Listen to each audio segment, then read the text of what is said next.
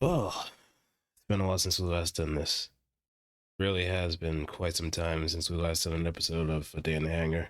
But welcome back. Nice to see you guys and gals again. I missed you. But the reason why we have this episode here is coincidentally this is on April Fool's Day, and usually the best kind of jokes are the most unintentional ones, right? Oh, when you have something that really puts people on very strange wavelengths of understanding,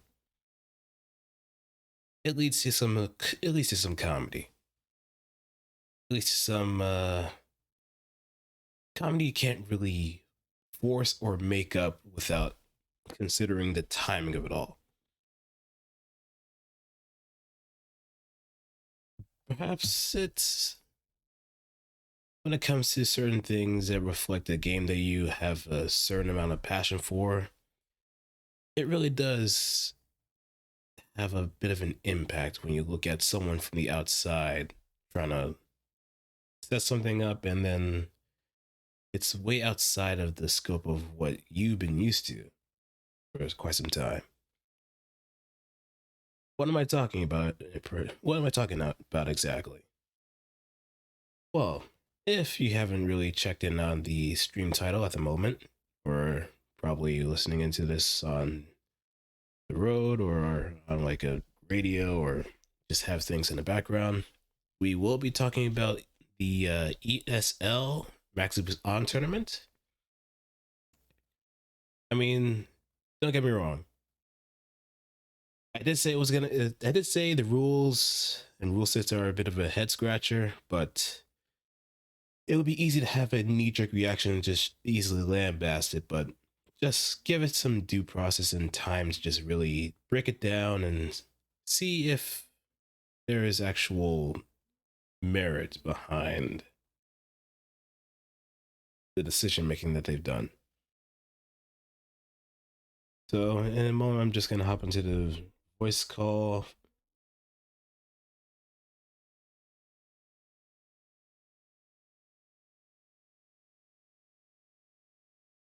Wait, hold up.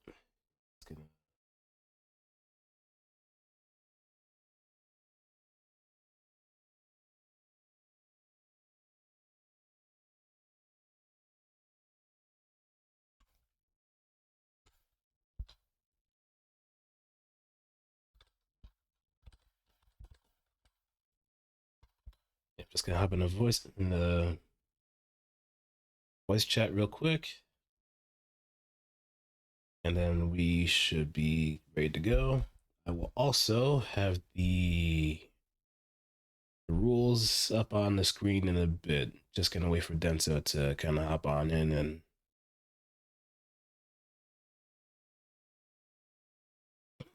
let him get situated. Let him get situated for a bit. We could just roll with it.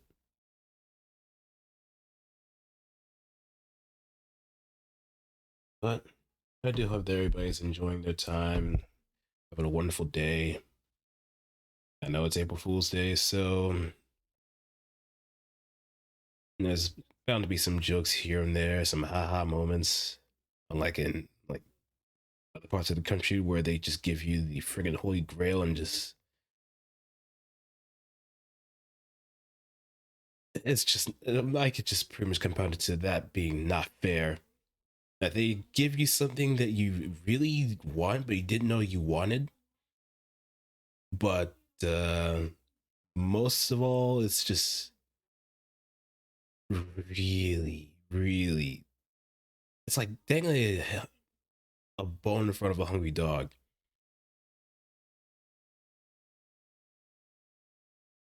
And it just keeps dragging further and further away to the point where you can't even reach it.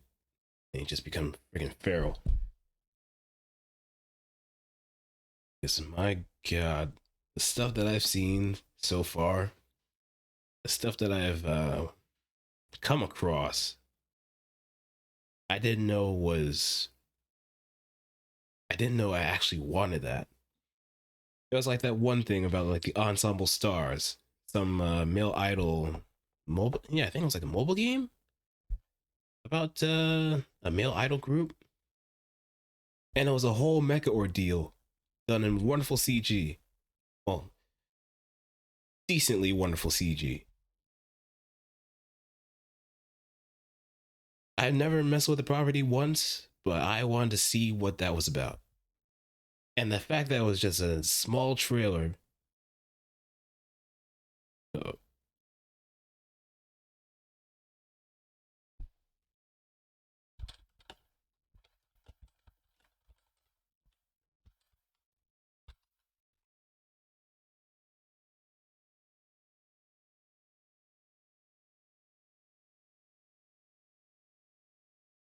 see the stream.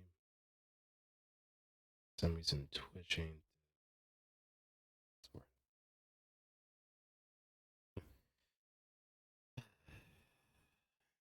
Ungoof Twitch.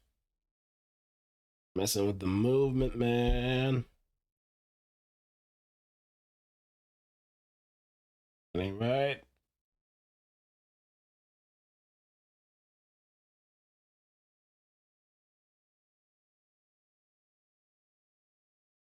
So if worst comes to worst, I may have just solo wing it.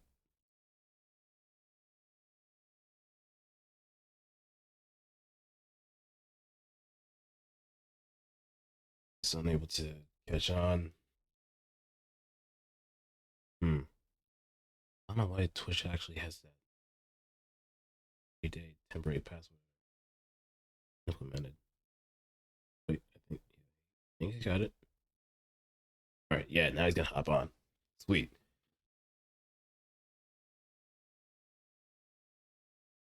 Hey, what's up?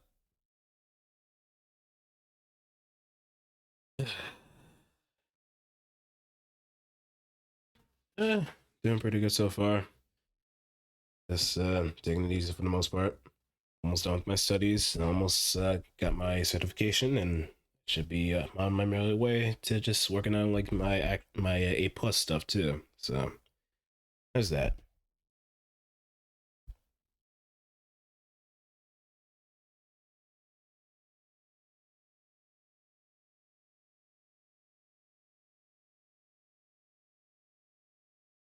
Mm-hmm. Ooh.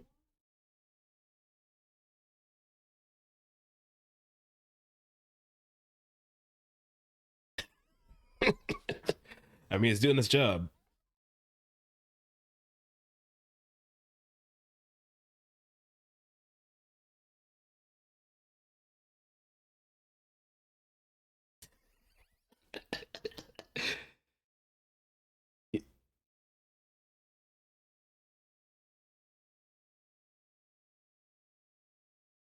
Nah, you can't. It's just that 5 more minutes that leads into like 2 hours. You just can't. It's dangerous in the weighted blanket.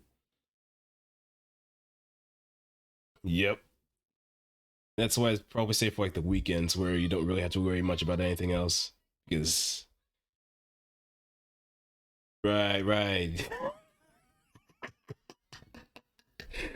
Oh boy. So from the link that I sent you yesterday, did you get a chance to check it out, or are we gonna check it out on Tandem?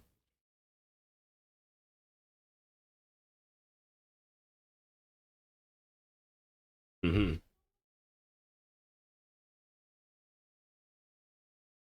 Right.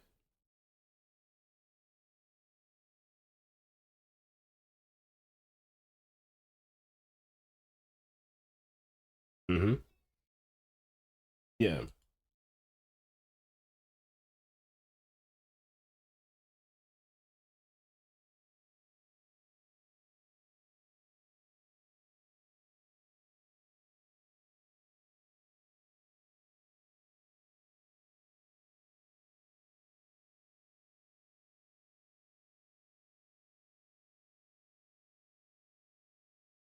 Really?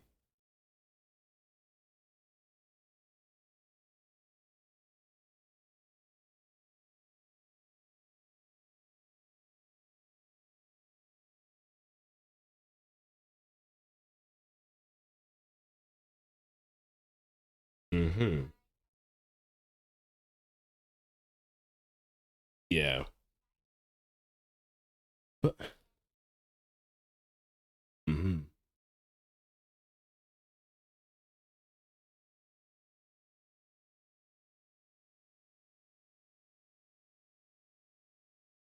Mm-hmm. Ask around.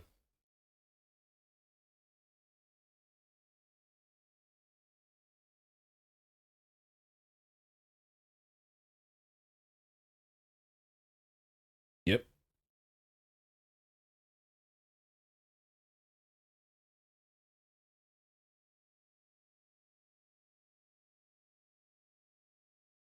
Mm-hmm.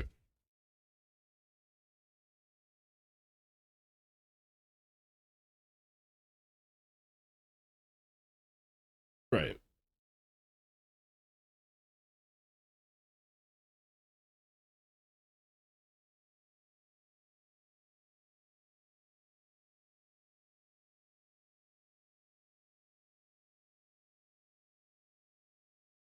Nah. Mm-mm. Nope. Not even with like the DLC suits. The only thing it really did shake up is just like where they placed in initially compared to where they are now. No.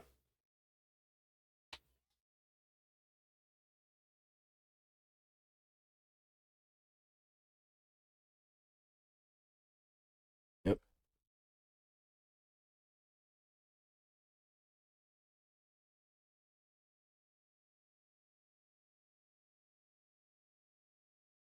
Oh, no, no. I was just kind of waiting, but I guess we could just have the website on the stream just so everybody can kind of take a look at it, see what we're talking about, and we'll just go down the list and see some points that we can talk about as well. Just mostly analyze it.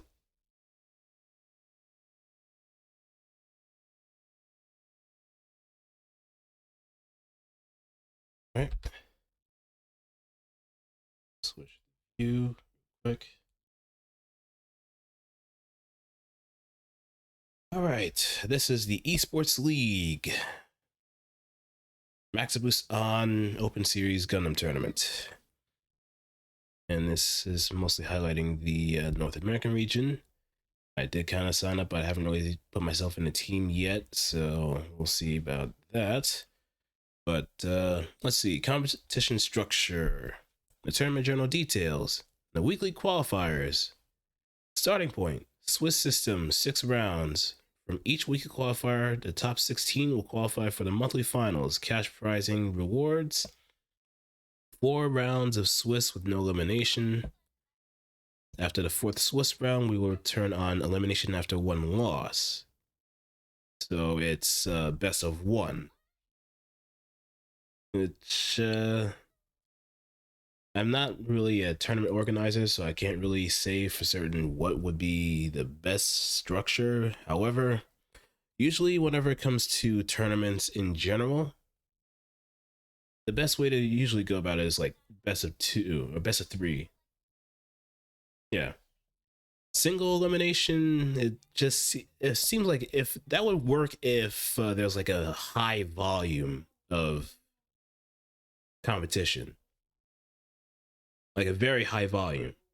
But if it's just like a small volume, which would be realistically expected for this kind of game, best of two would work out, and then you could just bump it up to like best of five for like the later portions. But from where it looks like right now, it seems like they were kind of having some grandiose idea that, oh, there's going to be a lot of people participating in this tournament, a lot of teams we're going to be expecting. So best of one might be a reasonable approach.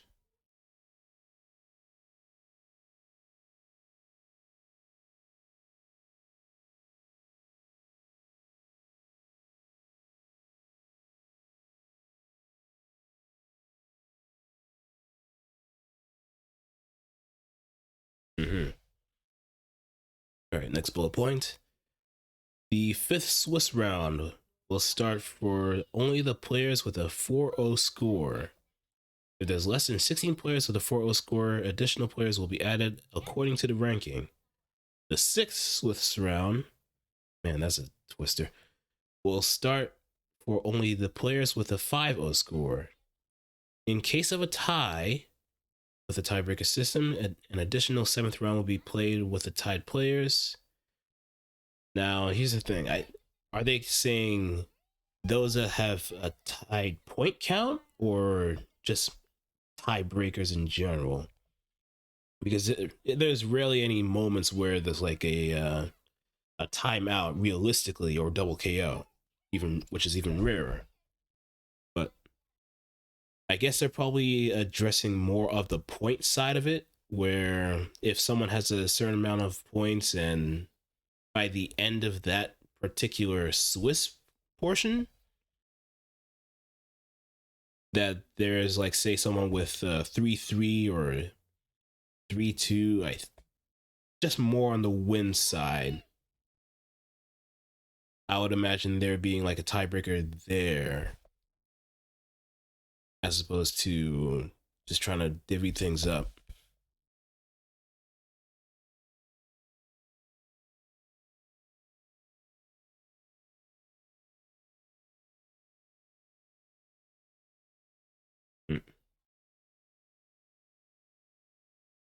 Mm-hmm.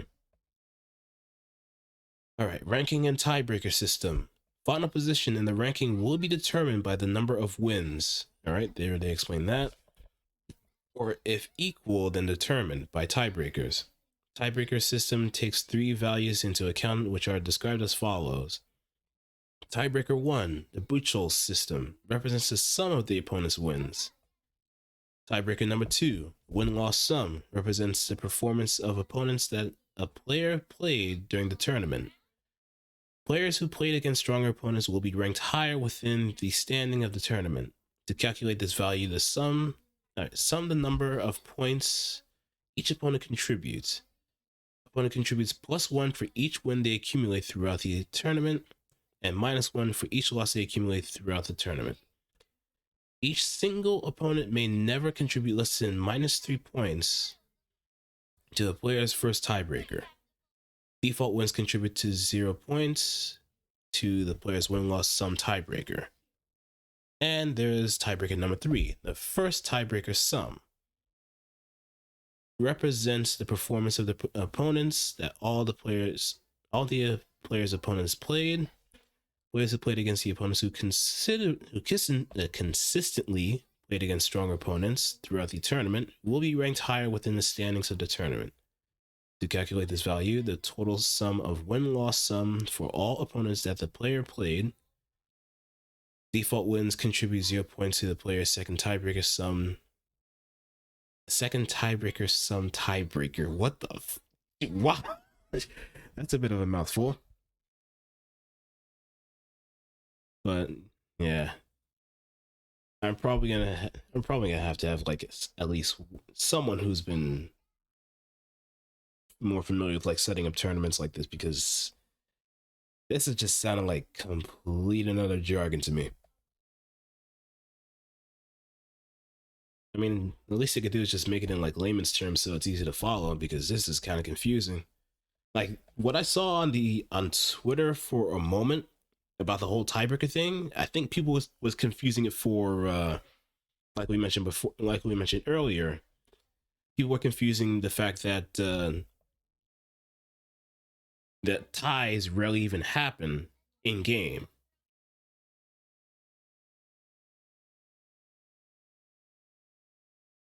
Yeah.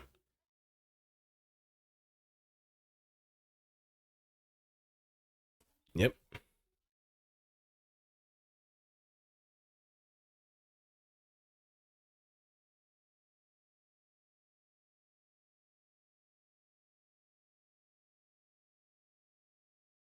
Mm-hmm. Or if you're facing up a very lame team and a team that's able to like saturate the field without having to worry about someone blindsiding them, they could just do that and just make sure that no one is ever able to move in the slightest.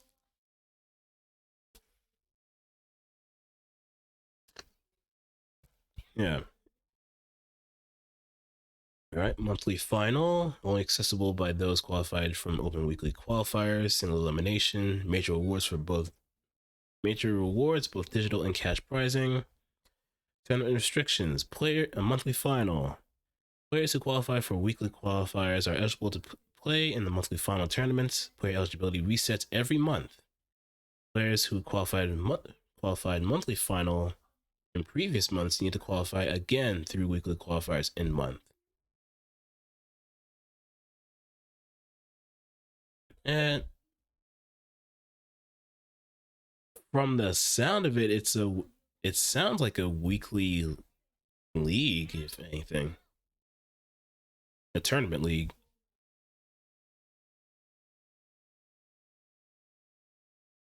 Yeah. Prizing. Now, this is the one thing I probably want to get a bit of a good idea of. First place for the weekly qualifier is $100. Now, all the players that sign up, check in, play the first 4 Swiss rounds of the qualifier will receive a PS4 tournament-based theme and avatar. Can only be won once per player. Mobile Suit Gundam Extreme vs. Maximus on-base theme and avatar can only be won once per player. Best 40% of the players will receive an exclusive Mobile Suit EXVS MBON Elite theme and avatar. And that's, I don't know why they repeated that. But the main thing that is on my mind is for the first, second, and third, for both, for the first place winners of the weekly qualifiers and the first to fourth, will that be split amongst the players?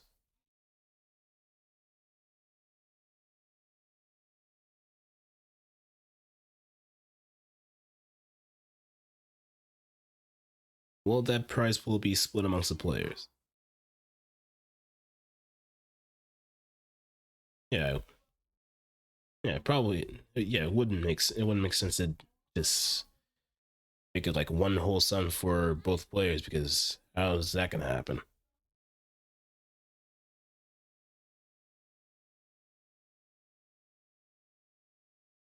Yep. All right, now let's look at the rule book. Yeah, I think the last ESL thing that they did was more on the weekdays. Now that I recall, mostly for like Street Fighter 5, I think. So I guess that's probably their regular thing. All right, the competition structure. This is what we're going to be looking at the most.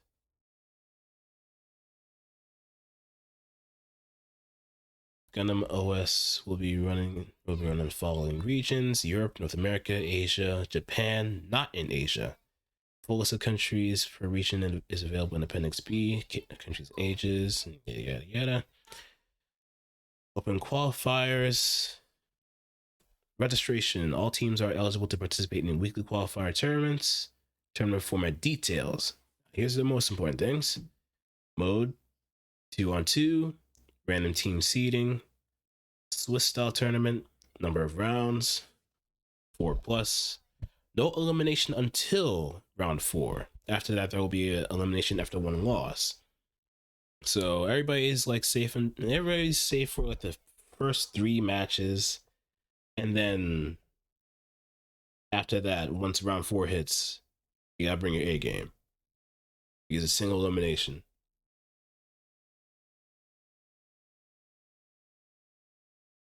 All right.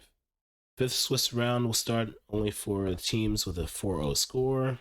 If there's less than 16 teams with a 4-0 score, additional teams will be added according to the ranking, as we mentioned in the previous page. Yeah, we read all this here.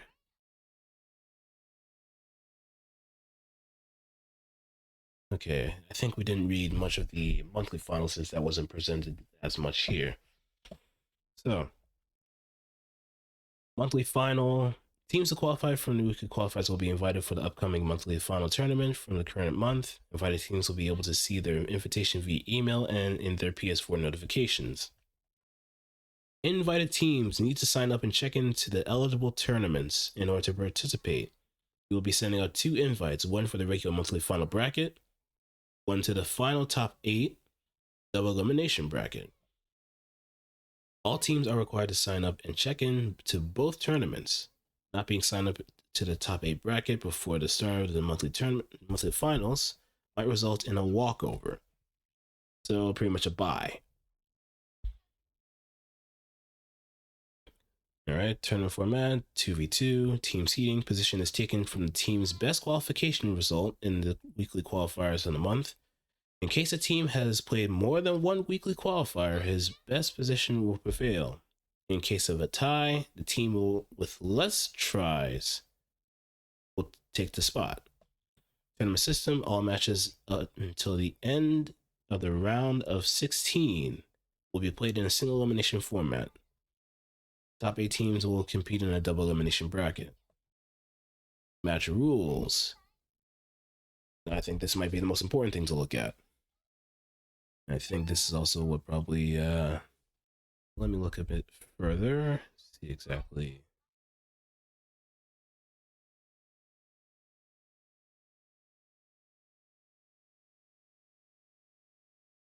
All right. Oh, wait.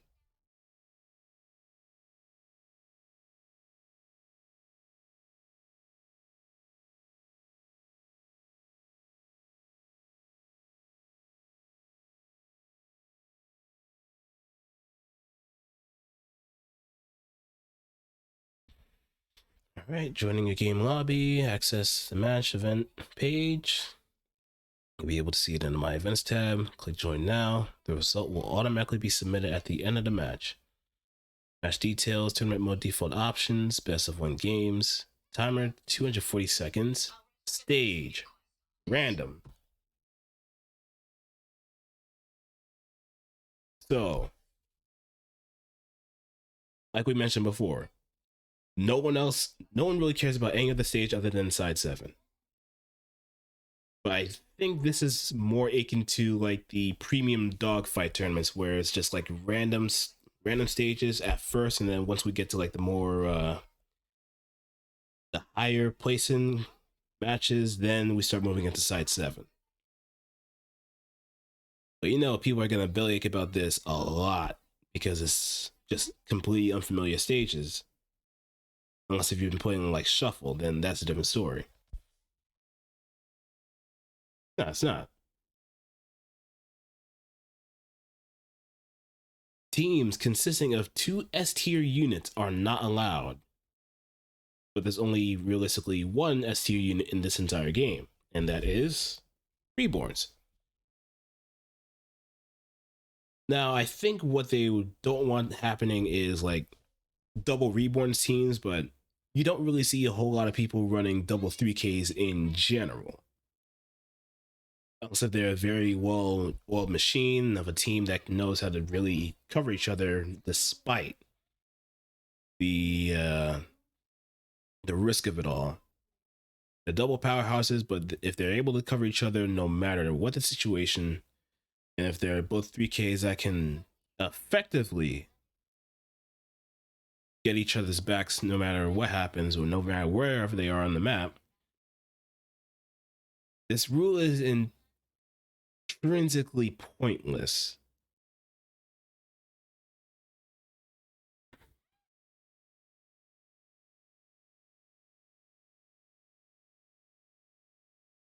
Yeah, yeah. Hold up. I think we're gonna get to that point soon. The Wi-Fi warriors. DLC units are not allowed. This I can kind of understand because even though Rex is available for download, Montero and Zaku Amazing are, I thought they were like DLC suits as well, but oh, it's just Rex. Okay, I don't know why I thought that Montero.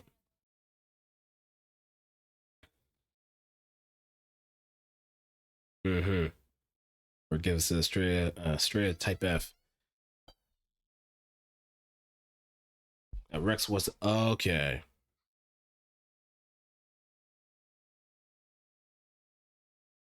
Okay, so it's just one suit and one suit that are not allowed.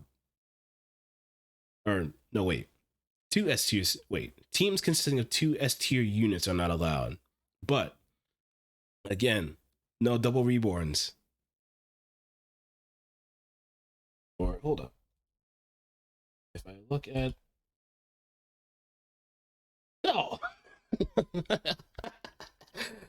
it's just you have a large number of like really strong A ranks.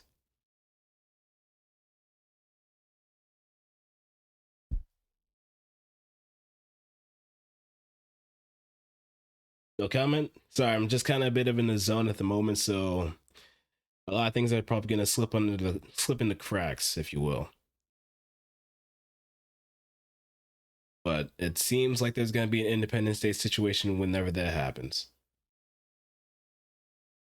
Hey boys, I'm back. It's just Reach Z just crashing into the giant giant mothership, and the mothership is ESL. Just on the first month. On the first month.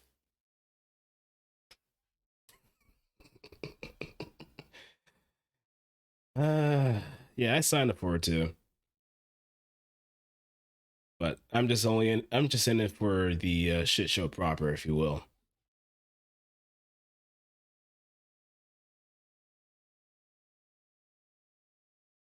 All right. But I guess the main reason for these two is character variety. I think it's just mostly character variety in particular. That's the only way I can pretty much see it. But at the same time, you're probably gonna see a lot more hot scrambles. You're gonna see some RH2 Darkhounds. You're gonna see GPO3. You're gonna see, all right, air quotes, variety. But you know damn well that's not gonna happen because they're gonna be picking the strongest stuff.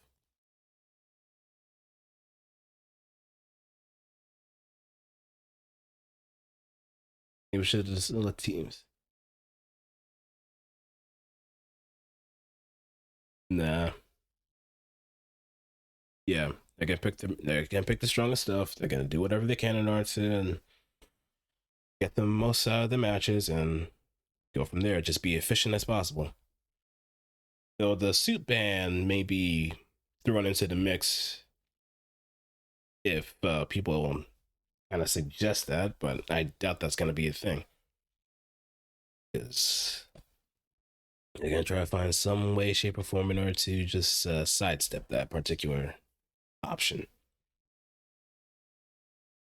Like four players can pick one suit to ban, but you know damn well those namely suits are gonna be in like the 2.5 to 3K area.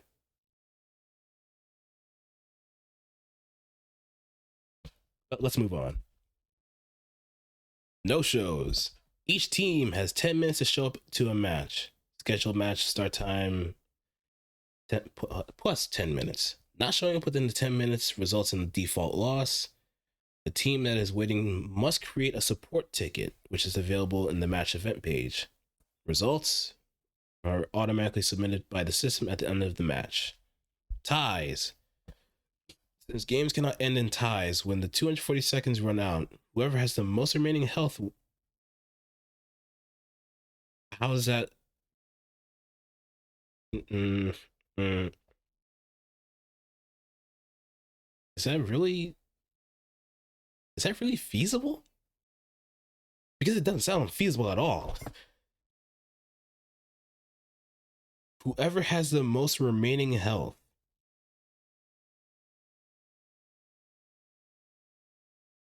So you pretty much have to realistically stop the clock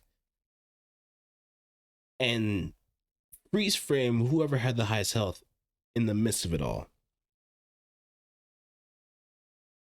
I mean, it could probably be doable, but in this game, when a time runs out, both teams lose. Both teams lose.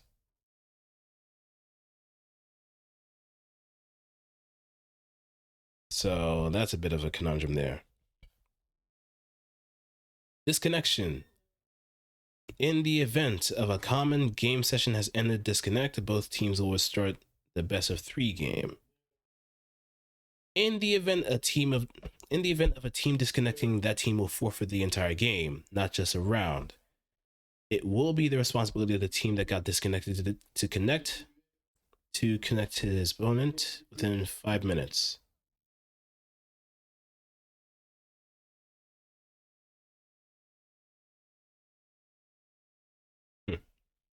Now,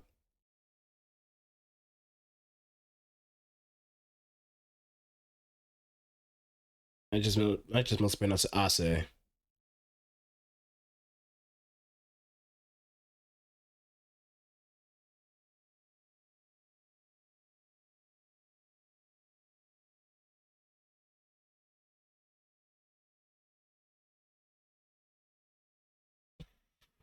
Yeah, you don't really see Rex outside of like some team free lobbies here and there, where a lot of the more aggressive and even some crafty players too.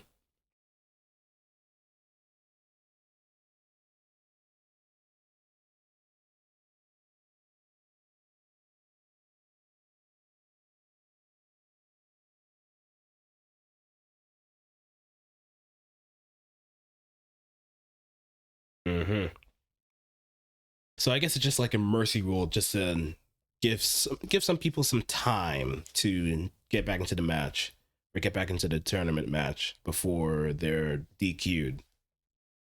5 minutes does seem a little bit graceful, but even then, that's still, in my opinion, a little short. Because what if there's like some lingering connection issues that make it even more difficult to hop back in, and then sometimes you might run into that rare situation, or not really rare, but that situation where someone's connection is blank with the other.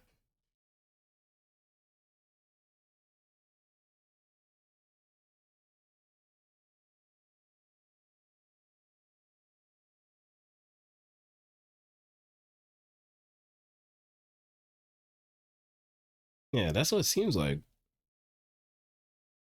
And here's another thing too, like Fox mentioned earlier, connections. There's I don't think there's any kind of cap towards connections. No requirements of having a wire connection or having at least a stable connection as well.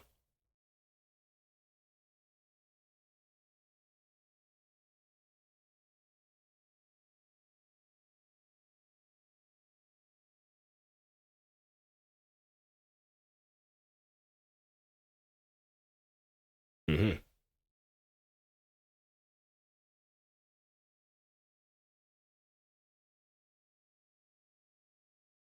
No. And going back on the regions thing too, you have people like from Canada, from like different parts of, you have Mexico, you have all these different regions, but the game does not really have a bona fide way in order to separate them. So it's really a guessing game unless someone in a Discord or somewhere else can coordinate those particular regions so that there is minimal to no confusion whatsoever. So everybody's playing someone from the States, everybody's playing with someone from Mexico, everybody's playing someone from, well, Canada and the States can kind of be meshed together to some degree, but it, yeah. Or Black Hawk Down on Wi-Fi. You have the man, the myth, the legend, the one true Shoryu. Black Hawk Down.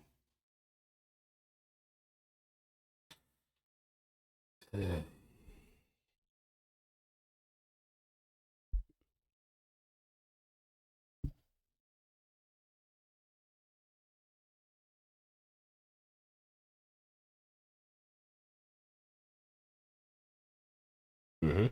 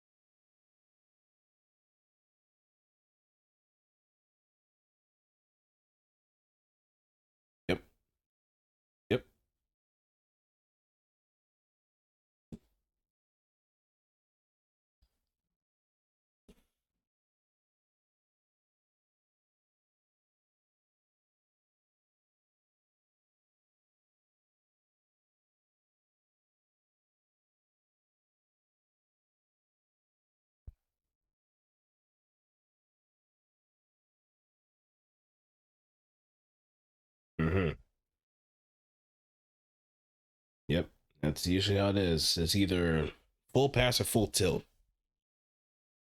So I guess after this month, I would probably realistically say is when the point where they would actually have some surveys available for like quality stuff, see what needs to be improved, see what suggestions could be thrown into the mix. Should probably give them enough time in order to research some proper ways in order to run a tournament. So it gives them a bit of breathing room in order to do whatever is necessary in order to kind of accommodate those that are already familiar with like tournament structure and whatnot. So I guess this is pretty much them taking a risk with their test run and seeing how well that goes, depending on the general populace, if you will.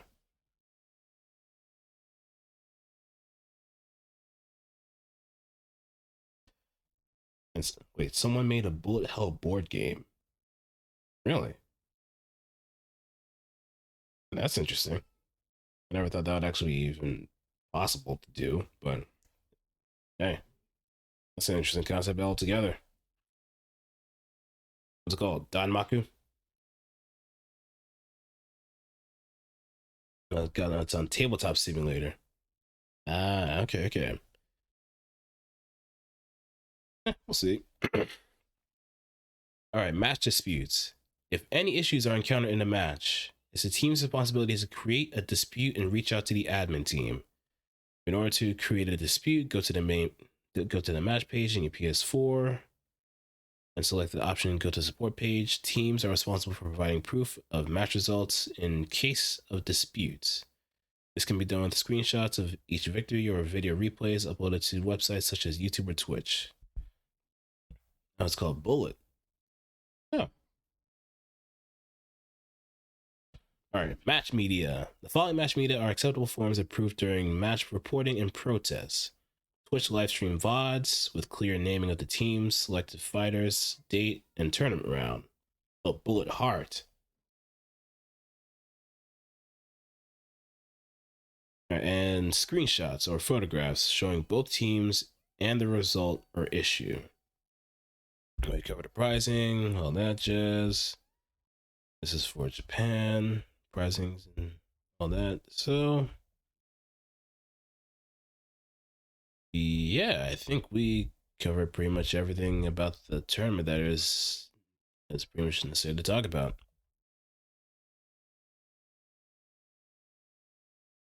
So, oh wait, hold up.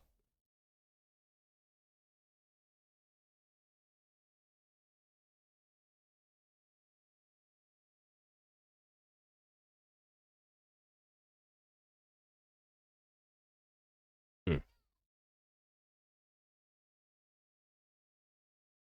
Yeah, I think we covered everything that needs to be talked about here. So let me just switch back to the oh, shit.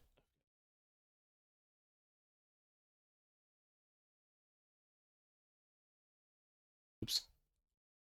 Down I got to. This is expansion called Blood Orange with a bunch of characters. Ah.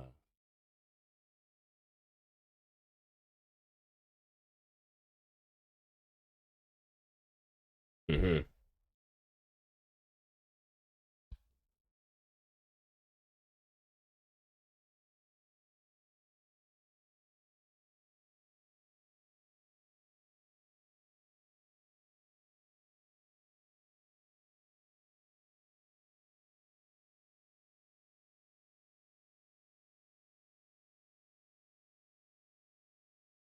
Mm-hmm.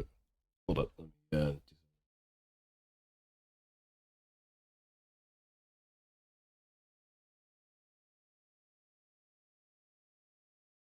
right. Say something now.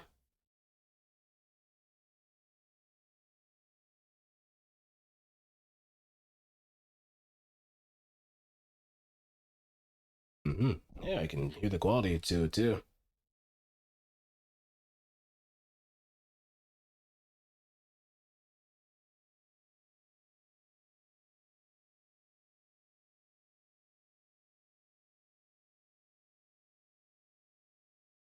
Okay.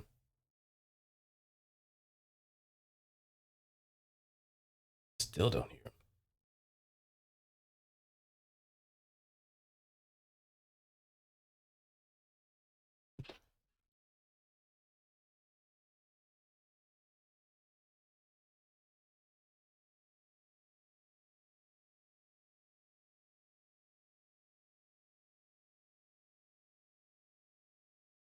him. That's odd.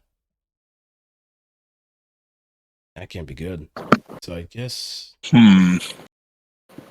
Really? 1 second. Let me check my settings.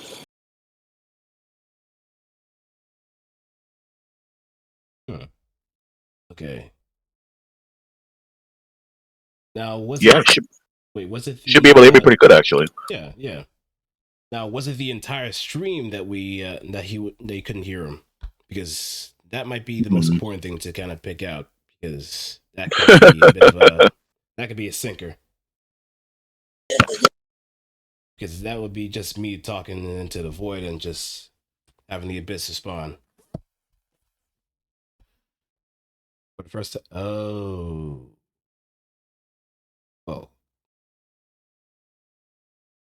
shit.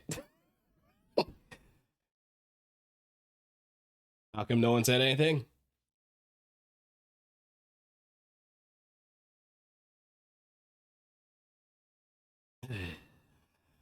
Arturo Sanchez is always right about this thing.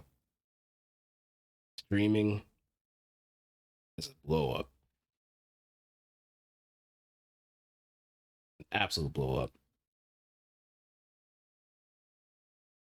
But that's to be expected. I mean, small time, you gotta really look out for yourself to the highest degree. I have a lot of people to cover you just in case, but make too I'm back. much of Sorry that. about that. No problem. But yeah, I think we covered roughly what we wanted to talk about for the tournament in particular. How much is it to enter? I think it's like free entry. Yeah, I wouldn't have time for it because job. So rip. Yeah, that's the only thing. No, I mean, like I said, as long as I hope it does well, though. I'm all for the game getting more push because I kind of. I mean, it's probably the best fighting game out there right now, anyway. So Yep. yeah, I said it. Yeah, there's no lie in that. Like, it's a good game. Plain and simple, it's a good game.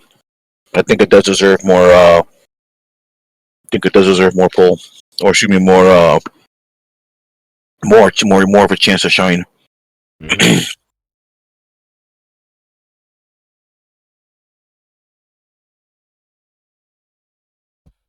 Yeah, but I think we can end this here. This,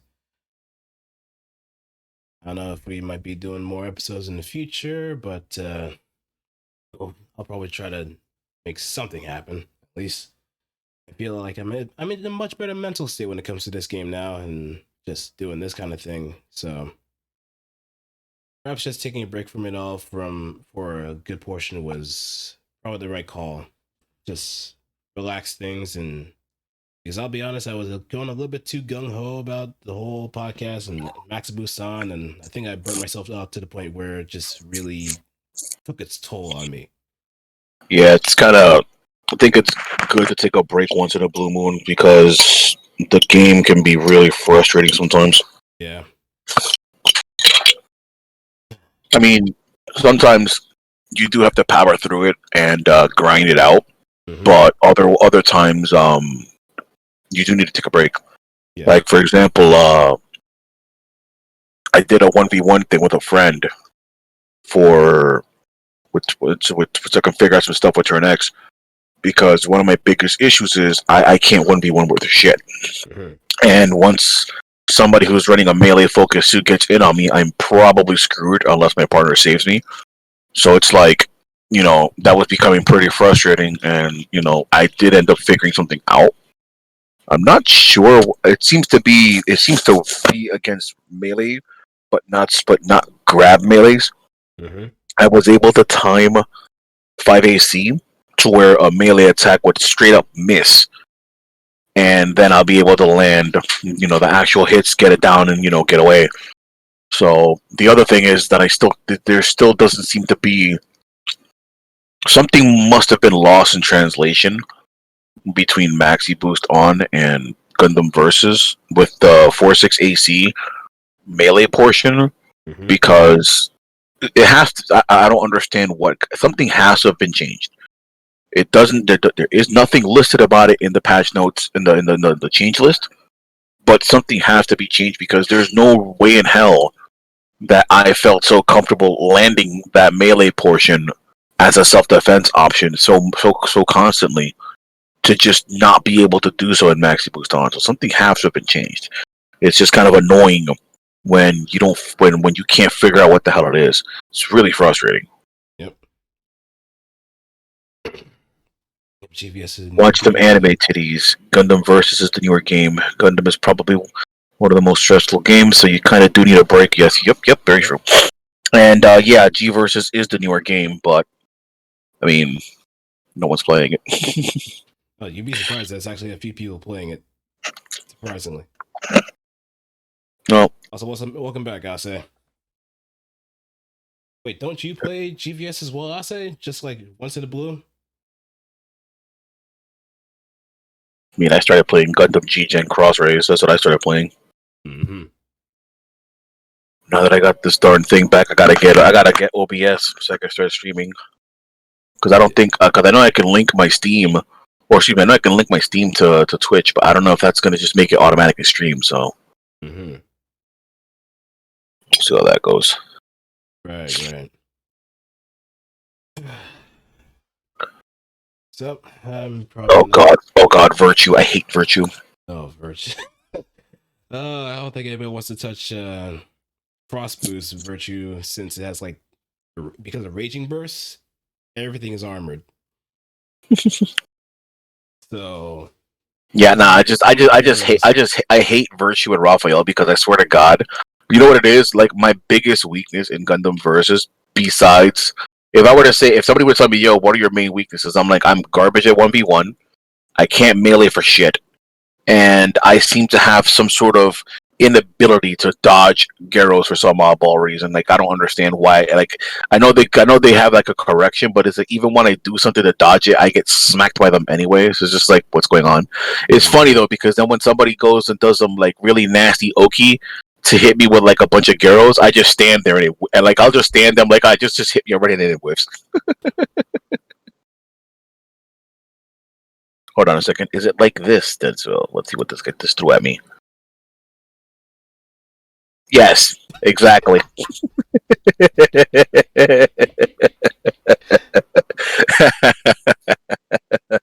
just run right into it.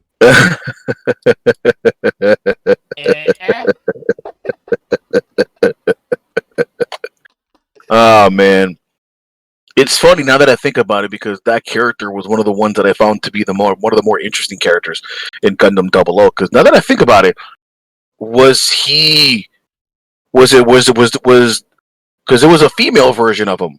So was that like a clone or like what? He just practically changed bodies. Innovators or innovates aren't really bound to like those. Oh, are you talking about Tierra or Virtue itself? No, Tierra, Oh, the Tierra. pilot. Oh yeah, I think Tierra was able to change bodies down to a genetic level. So he could change to whatever he wants. Same thing with like the other innovates too.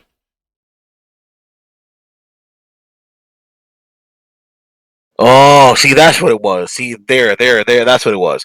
That's what I was thinking. I was thinking he was like a digital program thing. That's what it Mm-hmm. was. Yeah. Yep. Because it had to be the case. Because every so often he was always talking to like Mother Brain or whatever it was called. Beta. There we go. Yeah.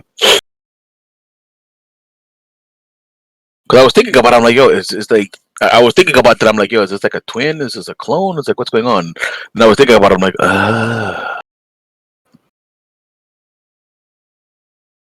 Mm-hmm. no, that I remember. I remember that. I remember that.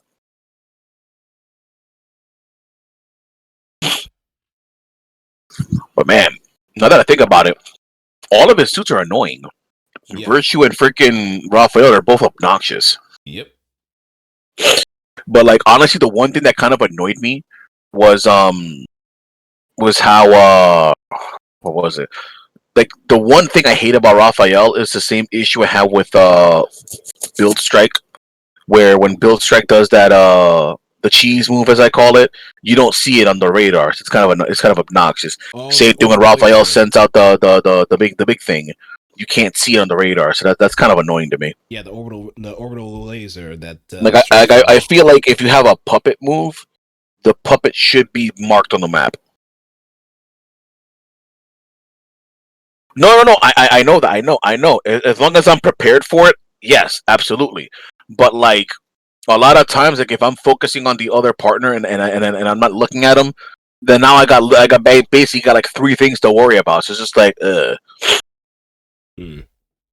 But the predator drone's annoying because a lot of times like I don't see it coming. It's like I'm like, is it coming yet? Is it coming yet? And the next thing you know, like the 1 second I might forget about it. Oh, I got caught by the predator drone. Yep. Or just get hugged out of nowhere. I Or I saw. think that would be good too for the tier in Talzi because that's like an integral part of the suit. But I can't play that suit worth a shit, man. Like I've seen some videos of some people playing Tearsen, and I'm like, yo, like these guys are like nasty with this suit. But something about I don't know, like Tearsen just seems like a really difficult suit. Mm-hmm. I guess it's just more of its play style that makes it overwhelming as opposed to its overall Well, you know game. what it is? It's that Tearsen's main. Maybe it's just me, but Tearsen's main feels really slow.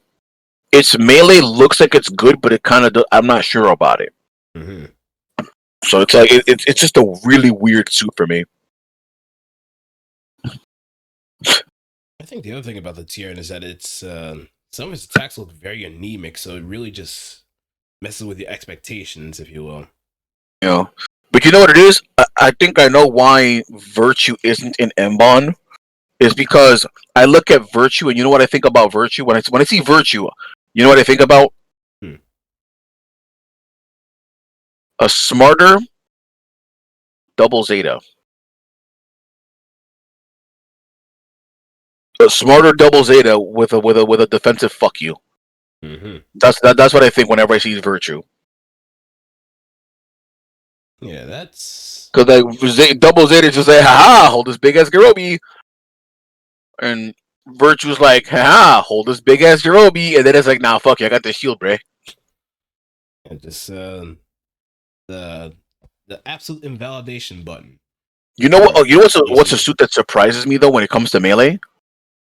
Believe it or not, Throne Dre actually has pretty decent melee. I've Really? actually been able to defend myself somewhat well with Tears and with Throne Dre's melee. It's actually not bad. I mean, it's I just always feel like I always pick the wrong type of assist when I'm trying to defend myself. hmm.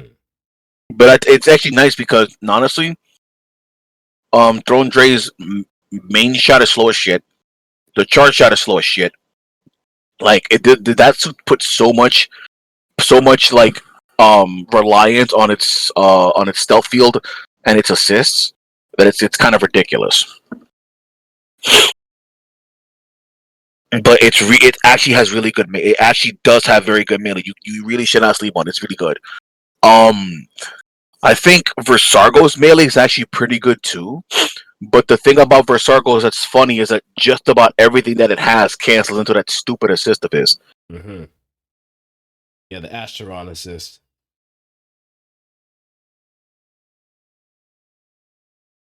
Right here. Just fly really high. And it's like, oh, can't do anything. And you just chuck your assists It's I a think safety RGO. the sneakiest thing I've done when it comes to standing above somebody, I think that's actually the best place to use turn X's 5AC Mm-hmm. because they don't expect it. They don't expect that move to just shoot. Unlike a lot of other moves where if you're like directly above them, you're not gonna hit them.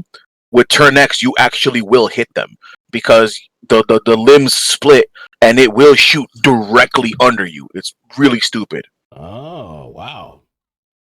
Yeah, it actually does work. It's pretty wild. Hmm. That's interesting.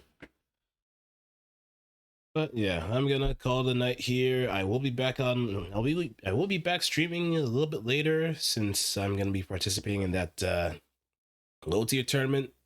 So, I was actually thinking about mentioning this to you, actually, Blue. hmm. Like, I think it's actually kind of nice to just have like whenever we do stuff like this, like not just like suit reviews, but I feel like just blapping about certain things about certain suits. I think that's actually kind of interesting. I feel like I learn a lot about the game whenever we have like post match conversations are really good, but also the like stuff like this where we're talking about specific quirks about suits, because let's be real, it's pretty annoying when you get hit by something or something happens and then it bullshits you out of a round. That's like pretty annoying, but then when you talk about like little funny things that happen, those are pretty cool.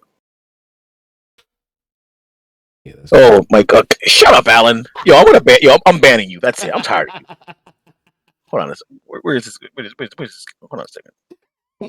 Oh, you just wanted to play Final Fantasy 14 with the Shadowbringers You expansion. know what, Alan? After I pay my bills, I'm gonna get the game. Once I pay my bills for this month, I'm gonna play. Mm-hmm. You stupid ass motherfucker. That's my cousin, bastard. You said that last. He's the only one who freaking plays back for me, and he's complaining, and he tells me to not overcost him. I'm like, motherfucker, I'm the front. Shut up.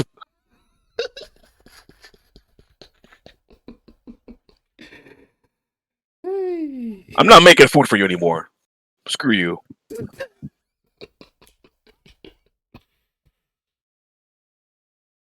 I mean, I actually do plan on playing Fantasy Star Online too. I am a big fan of the Fantasy Star franchise, so I do need to get started on that. I'm hoping that if Fantasy Star 2 has a class that's like Fantasy Star Universe's Guntecker, I might end up cracking out on that.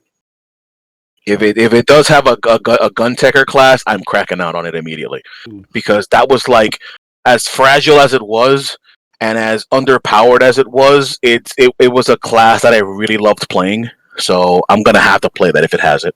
And what did Kuntecker do? Because I can probably Uh, think of something. Guntecker was a mix between Ranger and Force. Mm-hmm. The thing that separated the classes were the weapons that they can use. So its unique thing when it came to like tech, I believe it had more on. I believe it had higher magic spell limits for attack debuffs and defense debuffs, which nobody really used. It also had, I believe, I think it was for both buffs and debuffs. I think it had higher tech limits than the other classes, but the one weapon that it had that it was really unique for it was the crossbow. Like the crossbow was really good because the damage wasn't anything super crazy to write home about. But the thing is that once you got it to the bullet to level 30 or higher, the shot became a three-way spread shot that had pretty good damage. If you got up close, it was a mini shotgun, and it also had a very good chance of landing its status effects. So Oh. it was that. Hmm. Yeah, just like Aston, you said, bullet.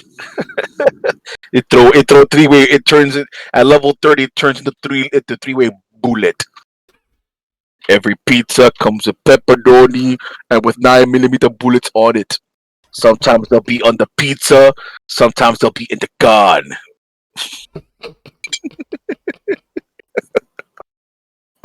If you don't like it, I'm I'll just take a trying to think of like pepperoni and punch it through your skull.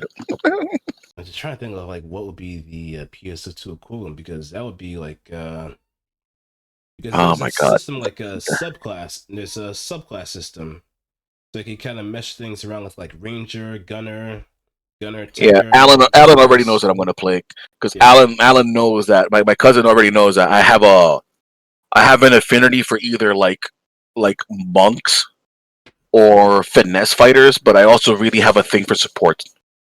I like playing support. Alan, my cousin was always disproving of me playing freaking hunting horn and monster hunter, but then I start taking but then he's like, "Yo, bust out the book about the longsword." Wait, what's wrong with hunting horn? No, no, dude, no, nothing's wrong with the hunting horn. It's just that like nobody freaking uses it. Oh yeah, especially well, I think well, you probably see like Oh, no, no, well, I an know uptick my in cousin people knows. using it. I'm literally the only person in our group that uses hunting horn. But it wasn't. You know what it was though? Is the fact that he would always just tell me, dude, just use attack up, just use the hunting horn that has attack up large. That's it. Just give me that. And I was like, you know what? Fuck it, I'll do it. Because I would always try.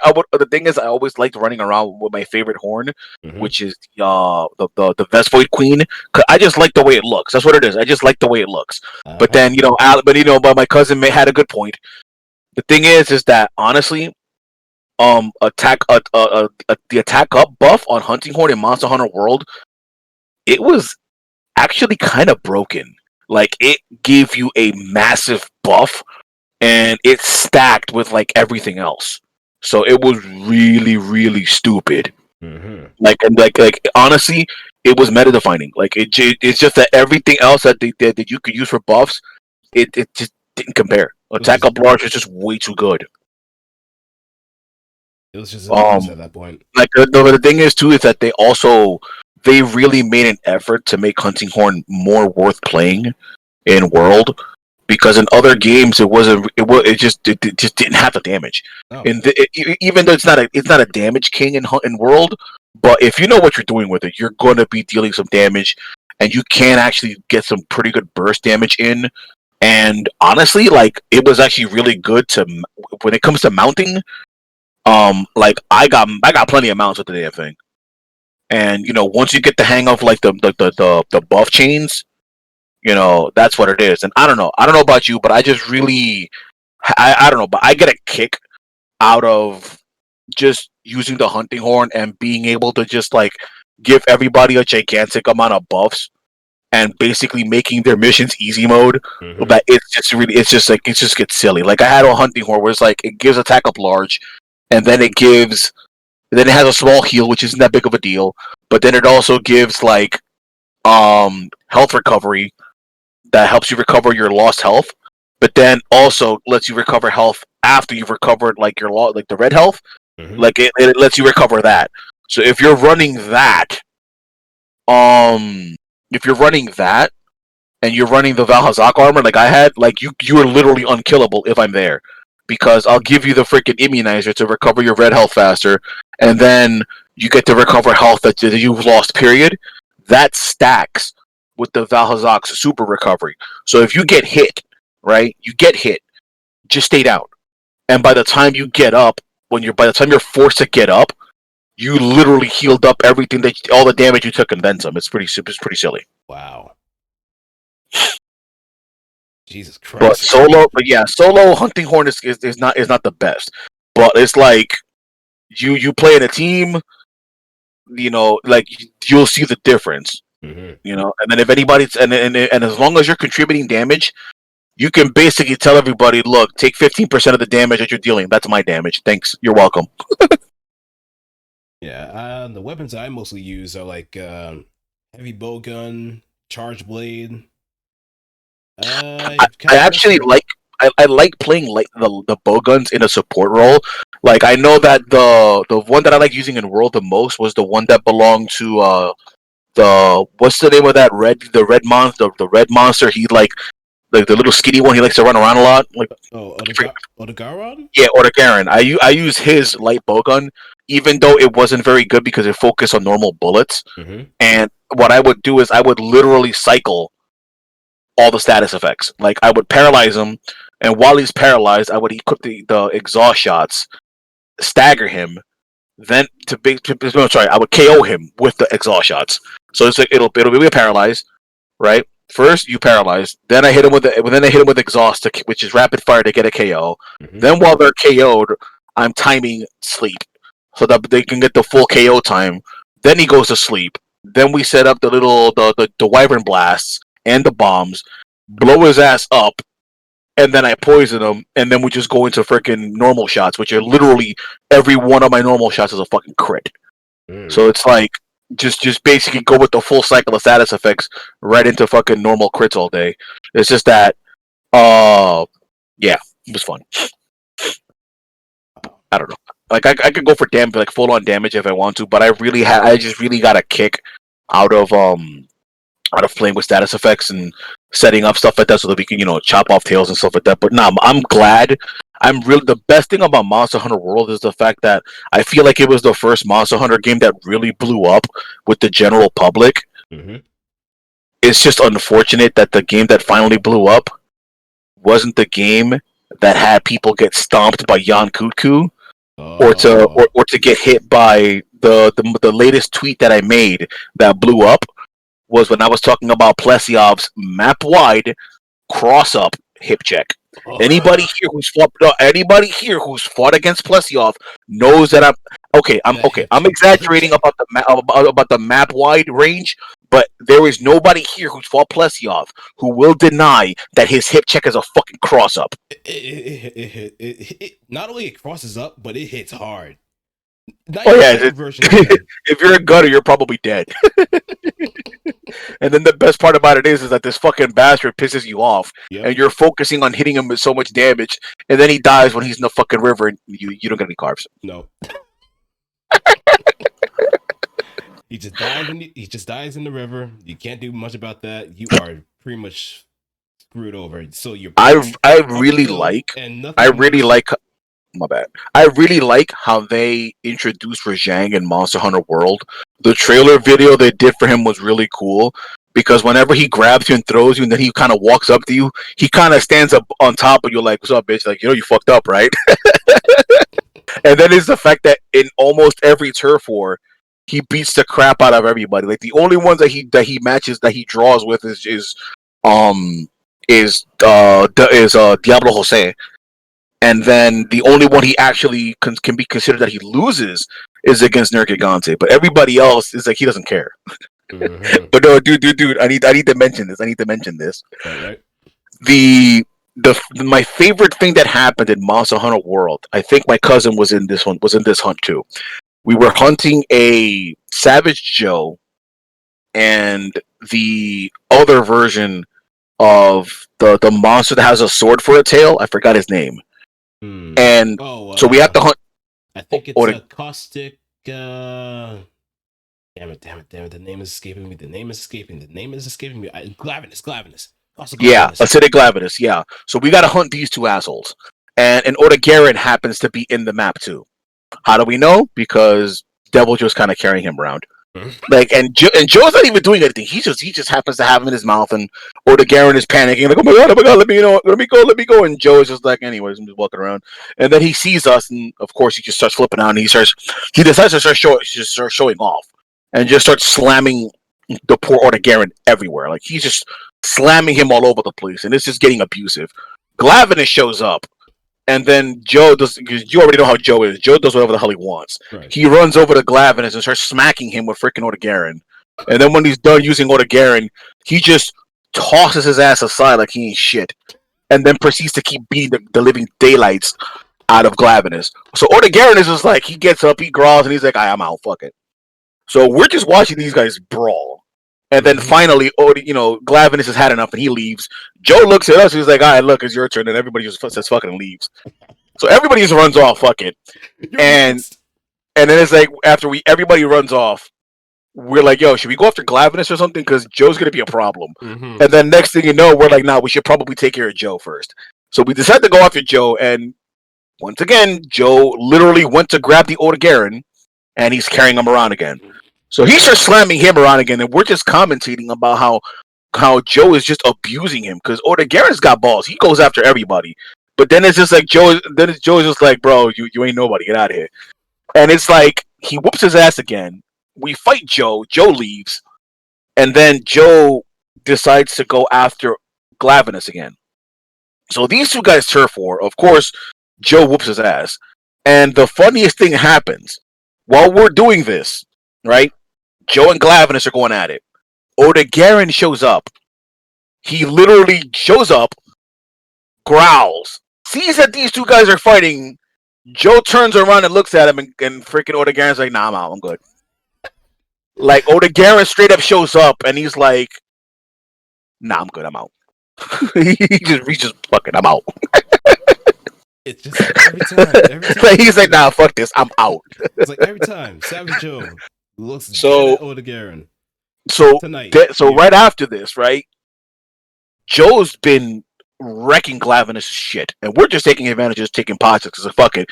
Joe's basically being just like Alan said, the legendary fifth hunter, and Glavinus has had it. Like, Glavinus has had enough. So Glavinus runs away. Joe lets him leave. He's busy showing off, and we're like, all right, cool. Let's just catch Glavinus, get this over with. So we catch Glavinus, and we go back to go after Joe, and we're finally starting to whittle Joe down, and Joe's finally hurt. He's trying to leave. And all of a sudden, freaking Odegarin shows up, knocks him down, growls, and fucking leaves. So we're like, all right, fuck it, I'll take it. We capture his ass, we get this over with. Mm-hmm.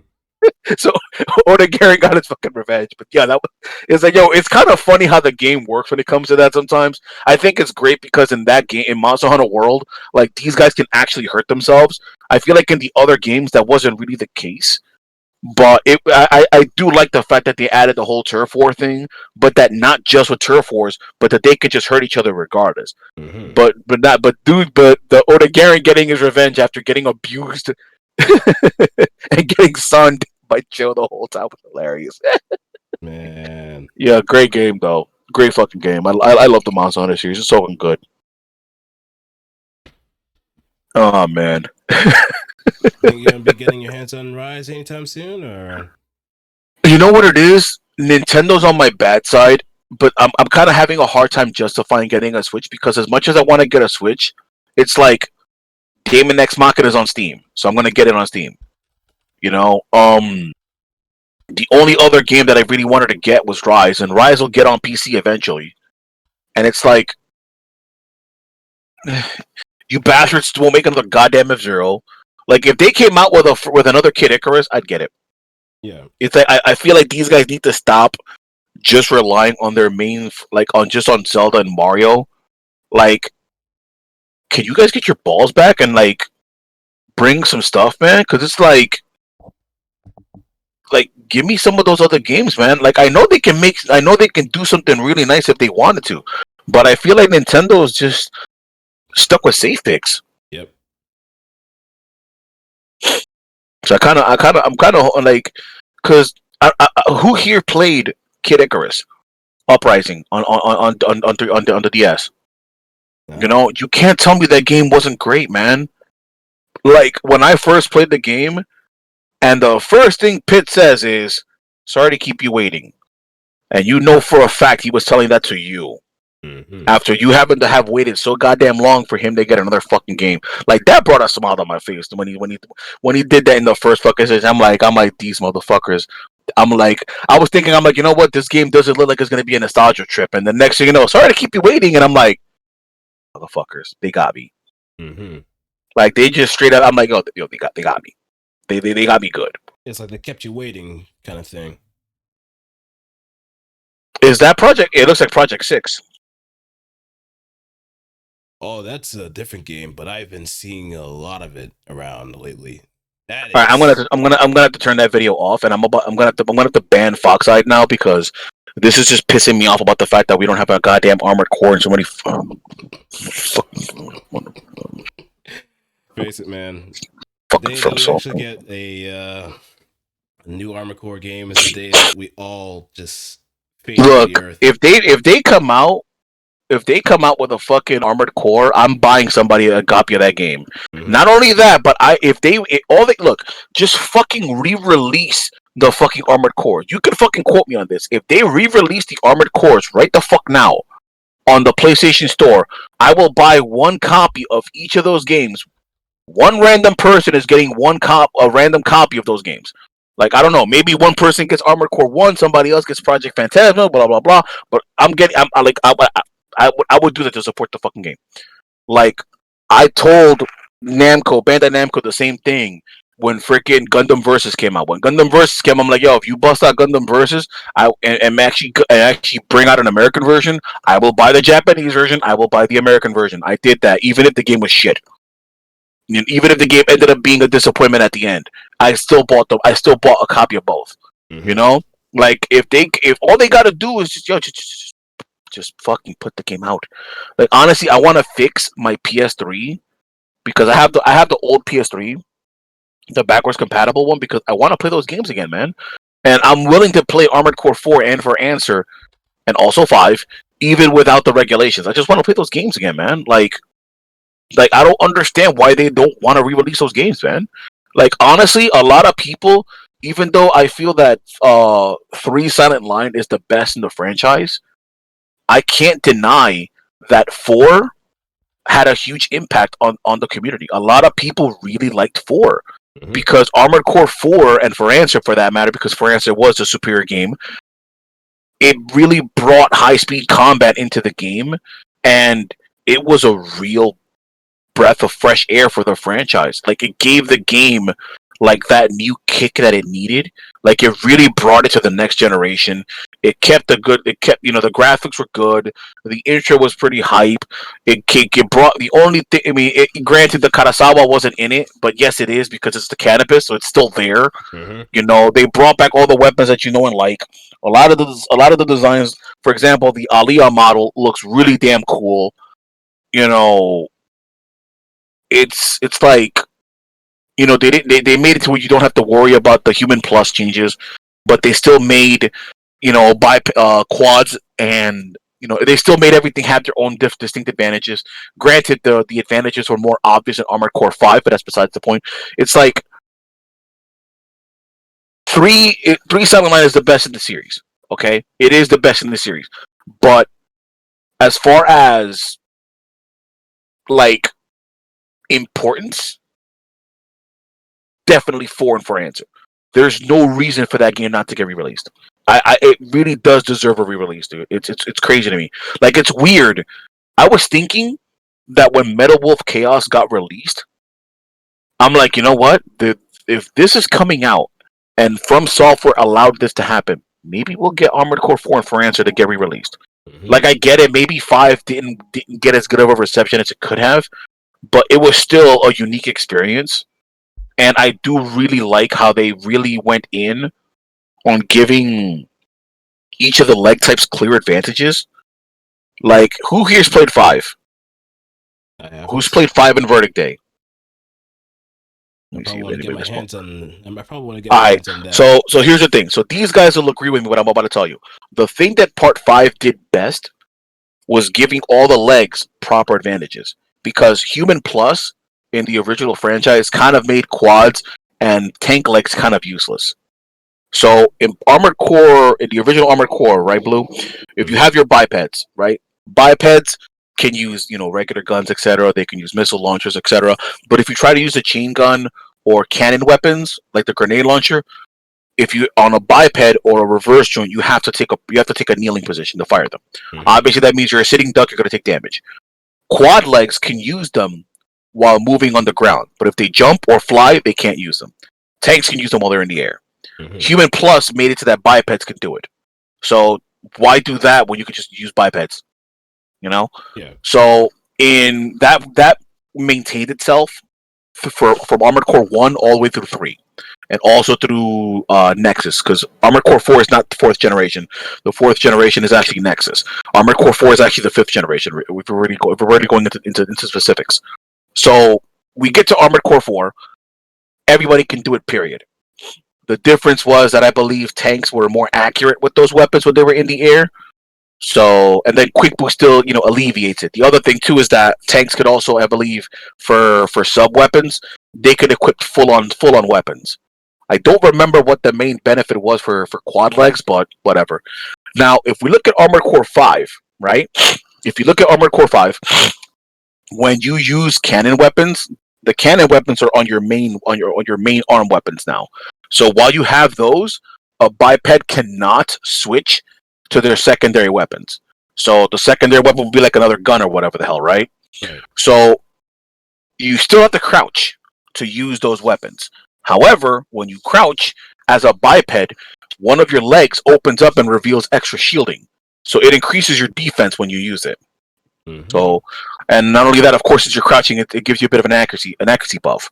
Now, reverse joints, they kept their main benefit, which was they were really good at jumping. I believe their knee bash attack was really strong compared to everybody else's, except for tanks. And then they were also really good at doing the whole Mega Man wall kick thing. Like you could literally fly across the goddamn map sometimes with that. So that was their benefit. You got burst mobility, if you will, aside from quick boosting. The quads, right? Mm-hmm. If you use a back weapon, like let's say a sniper cannon, when you go into a stationary position with them, your quad legs will literally fucking pile bunker the fucking floor. Right? Like they'll attach spikes onto the floor. And what that does is it gives you a significant stability buff, a significant rate of fire buff, and a significant accuracy buff. So you with snipe with cannon type weapons, like it was going to hurt. And then tanks, they can use those big heavy arm weapons while still moving. So where a biped had to crouch to use them, tanks are just like, yeah, whatever. Here, you're holding all this firepower while I'm moving around. That on top of being, insanely freaking tough. So they gave everybody had a distinct, play style thing to them. So it made all of them worth using. Especially when it came to like playing versus, against each other. Mm-hmm. The fact that you have no vision, like you don't have a radar in that game at all. You have no radar. The way the radar worked in that game was you had to throw out beacons. So you either had to throw them somewhere or some of them allowed you to float them just above you. So like that, you can share vision. But if you're in combat mode, all you really see is in the bottom right, it'll just say, hey, there's like 5 targets. So you would have to go into the other mode. I forgot what it was called.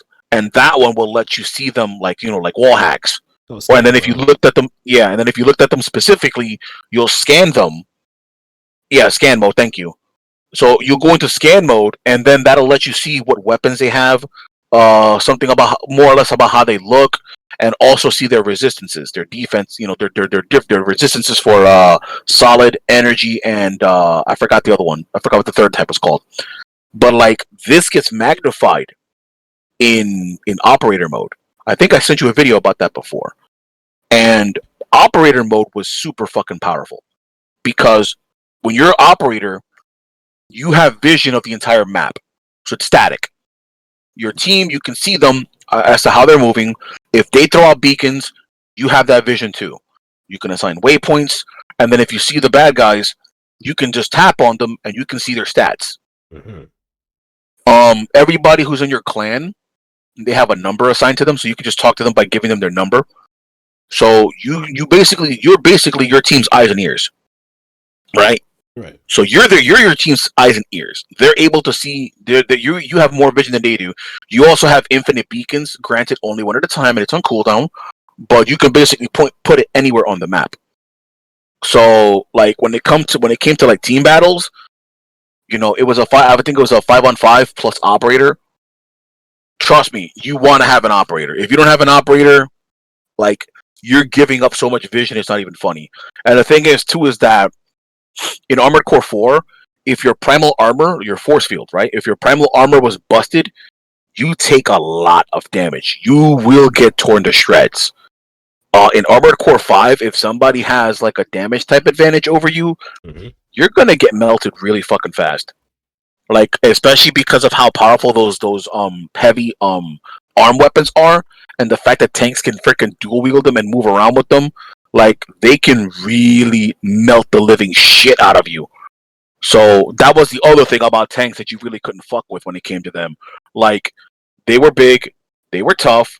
Sure, they were slow, but they're going to melt you. You fuck up.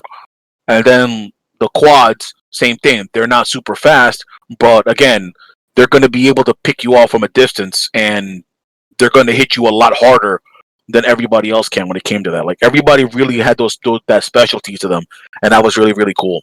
Mm-hmm. And then the other thing about it too is that you can try to be all super fast and fancy as a biped, which is what everybody likes to do. But the thing is, you're gonna run a boost really really fast, and anybody here will tell you if you run out of boost, you're dead. Like that's it.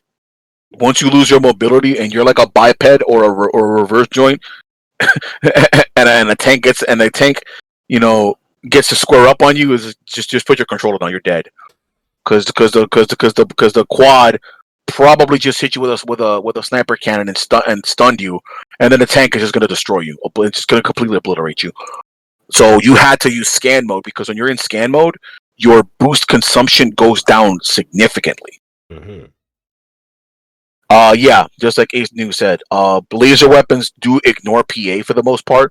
Plasma deletes them really really fast. Solid weapons deal less damage as long as your primal armor is up, but once your primal armor gets popped, solid weapons will do a number on you, and certain weapons of those can actually stagger you hard. Like in the very first patch of Armored Core 4, once you busted somebody's armor, you could literally stun lock somebody with the Marv rifle and an SMG. They were screwed. You literally stun lock them. They had to patch that because that's how powerful it was. Oh. The Marv rifle got nerfed at least I think 3 times. The first time it was a nerf to its stun ability. The second time, bro, they literally cut this weapon's ammo in half. That's how good it was. And the funny thing about it is, people still used it. Mm-hmm. Actually, no, excuse me, it got nerfed twice. The first one was the stun nerf, and then the second one was the half ammo count. And like I said, people still used it because it was that good. But yeah, the machine guns were pretty good. We're pretty good at that. Oh wait, this is the other thing too. The other thing that I really liked about Armored Core 4 is this: people slept on weapon arms. If you guys still have access to your Armored Core 4 or your 4 answer, try weapon arms. Try weapon arms. Yo, weapon Mm-hmm. arms, even though they've run out, even though you give up access to sub weapons, those things hit hard as fuck. Ooh. Especially the laser cannon ones, because it had 2 different modes, one for rate of fire and one for hitting harder. Mm-hmm. Like the weapon arms legit hit hard, and I believe the missile one were decently accurate, but the laser arms in particular were really good. So I hope if they bring them back, if we ever get another Armored Core, I really do hope that they keep weapon arms as being pretty nice. But blades, the Moonlight was really good. The long laser blade was good because its range was actually significant. And then there was a little dagger that actually hits harder than the Moonlight, but it just has shit range. But yeah, blades are really good. It's not as broken as Armored Core 1 Moonlight or Armored Core 1 Karasawa, but yeah, blades are pretty strong in 4. AC to play closer. AC6 to play closer to AC4 answer. If we get good netcode, sure. Otherwise, I wouldn't mind if it was somewhere in between Armored Core 4 Answer and Armored Core 5. Because I do like the team. I like the team play aspect of Armored Core 5. That was definitely the strongest suit. But I do have to say, in terms of aesthetics, Armored Core 5, a lot of the suits really didn't look cool. Mm-hmm. Like the only suit that really looked cool in Armored Core 5 was probably Vengeance. And that's because it was hard carried by the fucking grind blade. But like aside from Vengeance, I didn't really like the look of a lot of suits in that game. But definitely Armored Core 4 for Answer really had some of the most aesthetically pleasing suits in the series. You know, the Aaliyah model was really, really good looking, and I'm sure you guys have heard me gush about White Glint enough, so Mm-hmm. I don't really need to. I don't really need to mention it. I don't really need to mention it again, because, like I said, Armor Core for Answers White Glint is easily the best design they've done in the fucking franchise. Just the core alone is enough. But everything else about it looks good. The only thing that sucks about White Glint was that the weapon loadout was corny. Dual rifle, matching missiles, little corny, but whatever. But it's not about the weapon loadout. It's just about the overall look of the actual robot. It's a good looking fucking robot. Really is. White Glint is literally my Phantom Thieves name in P5. So yeah, definitely. Whoever got commissioned to come up with the design for White Glint didn't get paid enough. Like it's a really good design. Really, it really is. Um, so I really do hope that we see more stuff like that. Like Raider Palash is a name taken from one of the characters from For Answer. It was one of the female pilots. Mm-hmm. And she is involved in the corporation's ending in For Answer. Oh. I'm still wondering though. Yeah, Shoji Kawamori didn't get paid enough for the design of White Glint, and it's funny because he even gets referenced. If you look at the part description, it mentions it. It's like, oh, that this was something designed by a genius. I mean, he is practically a genius at times. Yeah, but you know what? One of the other suits that was pretty weird was, I forgot the name of it, but some of the cores had unique animations for overboost. One of the suits has like this big ass orb on its back, on the back, for the backpack portion. Mm-hmm. So when you overboost, instead of you seeing like the usual boost effect, you see that orb spilling Kojima particles, almost like if it was leaking, like a gas leak. It was really weird. Yeah, the Sol Dios cannon. That one, I believe, it's the Sol Dios part. Yeah. Um. So, and even one of the other weird designs, there was the one that the guy who is the partner for it's Darva, when you do the mission to fight with White Glint, aka the protagonist from Part 4. Mm-hmm. The guy who's piloting that one, I think, is the Cube. I think it was the name of that design. That one was like one of the more abstract designs. That one was weird. I think it was Cube. Yeah, I think it is Cube. It was a really weird design. Yeah, there it is. It is Cube. Like, let me give me a second. Okay.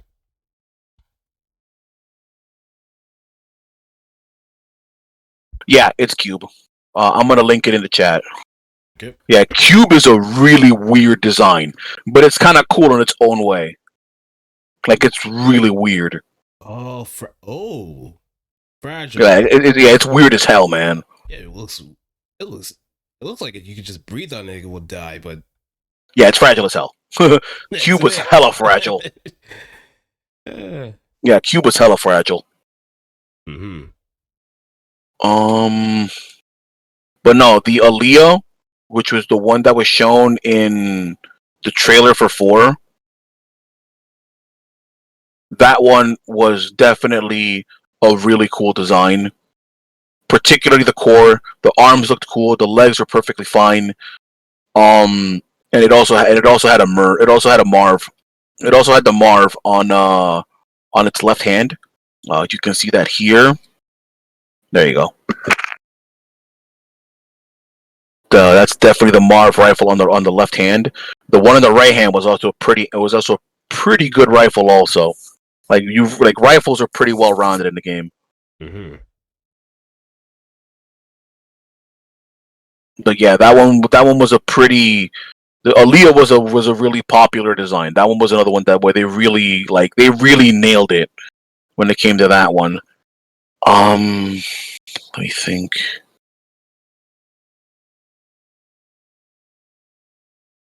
The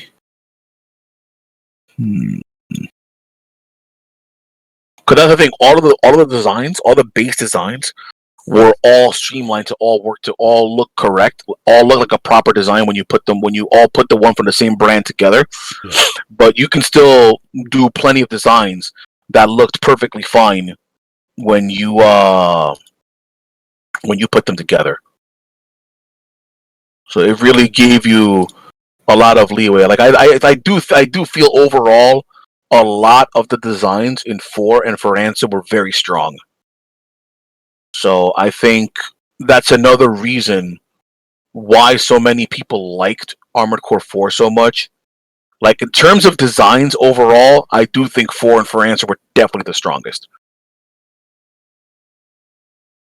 Yeah, the Tilos is pretty cool. The Tilos is cool. The let me think. What was another one? I just really hope that they give weapon arms a little more of a little more of a nudge in power, a little more, and then we're talking. Mm-hmm. Also, funny thing, they were not very good online because of latency, but God help you if you have a good connection and you're playing against a team where someone has a bazooka. If someone has a bazooka, or God help you, the bazooka weapon arms, and they hit you with that, you're going to experience GBO2 levels of stagger. Like And hard not only stagger? that, but not only that, but get this.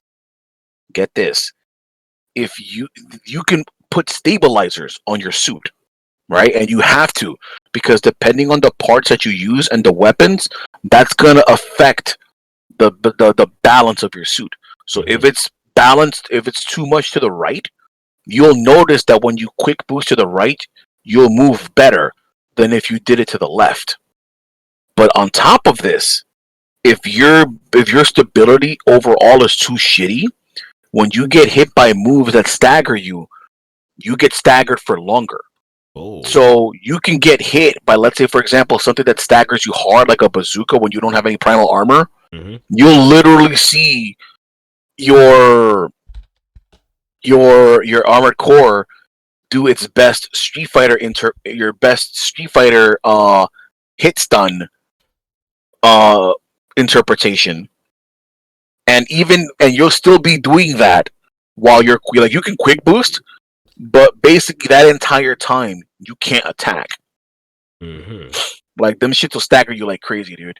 Wow. It was pretty wild. The other thing that was interesting too was that you can actually shoot down missiles and rockets. And in part 4, this pissed me off because it was so easy to shoot down rockets that they'll blow up in your face and actually blow up your own fucking primal armor. So it was kind of fucked up. But Wow. they did give rockets the buff that they needed in Armored Core for answer, Mm-hmm. which is they basically made them grenade launchers. So everybody and their mom used grenade launchers because literally everybody in Armored Core 4 and for answer, they got good enough because you had to. They got good enough to be able to hit you with grenade launchers without lock on. We don't nobody uses lock on to land grenade launchers. Everybody in that game, guaranteed, anybody worth their shit in Armored Core 4 or for answer will hit you with no lock grenade launchers. They don't give a fuck. Like, if they're hitting you when using lock on, they're either new or they're just disrespecting you. Everybody can hit you with that shit without even trying with no lock. That's how good it felt. But here's the secret: in Armored Core for answer, if you can land your grenade launcher, you're better off using rockets, because not only do rockets weigh less, they hit just as hard and have more ammo. Mm-hmm. And here's the other secret, right? Rockets have more ammo. Rockets weigh less. Oh, sorry, more ammo. They weigh less. They have steeper angles you could hit from, and they drain significantly. And by significantly less energy, I mean they drain next to no energy. So that means you can basically fly around like a maniac all over the place. This is why I liked using them with my reverse joint, because my strategy was hit and run.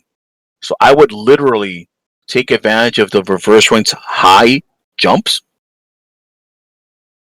Um, I would take advantage of the reverse joints high jumps capability, plus the fact that I'm using rockets with no drain, and because of that, I was able to use like the heavy generators. And I'm sure these guys are gonna love what I'm about to say, but I would also run the abusable, super strong quick boosts that you can equip. Like those things would kill your fucking energy, but the amount of distance that you would cover with those things was absurd. But because I'm running rockets that don't drain anything, and because if you use reverse joints, they jump absurdly high. So I would move in a direction, I would jump, I would quick boost once, and I would get so much momentum. I would get equal momentum to someone who's just casually boosting around. And I'm literally not wasting any fucking energy. So I could chain boosts in different directions. And if we're on Xbox, we're talking second stage quick boost. So you're getting even more distance. So you're literally jumping, drifting in the air, maintaining a shitload of speed, while basically spraying grenade launcher shots off of your rocket launcher. Like you get, and also if I'm in a shitty situation, because I have so much energy to spare, I could overboost and just disengage if I want to, or because I can jump so super high, I could fake out an overboost. So what would happen is the biggest fault for reverse joints is that they had shitty turn speed. Even with the best quick boosts, the quick turn was just not very good. So I would just jump over people because I could jump so fucking high. I would just jump over them, and now they gotta guess: am I gonna overboost or not? So what would happen is I'll jump over them. I'll start charging up an overboost. You can cancel them out, which is even better. So I would charge an overboost. They would do a 180 quick turn on their biped and start moving forward to come chase me. Next thing you know, I cancel my fucking I cancel my overboost. I'm right above them with their back to me, and I'm like, oh, yeah, cool. Here, hold these missiles, hold these rockets. So that created a whole other level of mobility, and it feels really good when you're able to abuse the most abusable boosters in the most abusable quick boosts in the game. I'm telling you, dude, these things are thirsty for your energy, bro. Like I'm talking like this is like worse than Epion Red mode. That's how thirsty we're talking, and I would literally be able to keep them and just casually go all over the place. Like it was really fun doing that. Um, but not like the game, like Armored Core 4 and France, it really gave you a lot of freedom with your build. Like you didn't have to follow the meta strictly. There were a couple of weapons that really stood out that were really stupid, but for the most part, you can kind of make anything work. Really, it was really fun. Thing just so you know, Ace New. The thing about it is this: in Armored Core 4, if the missiles got in your path, you can shoot them down. But it worked differently in the older games, right? Because in this game, you had flares, or you can just outspeed them or whatever the hell it is. But in the old games, if you notice, especially if you look at Armored Core 1, if you look at art for Armored Core 1, you'll notice that the core in that picture has a little gun on its front. So it wasn't super effective, and you had to get like a little angle for it.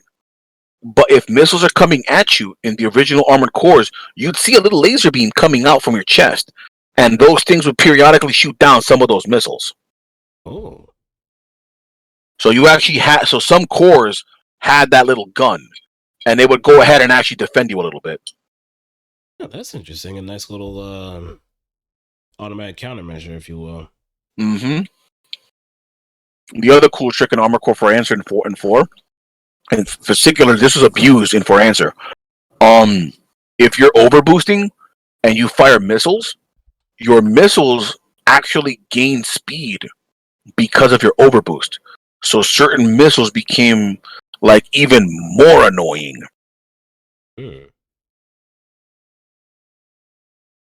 So it was pretty silly.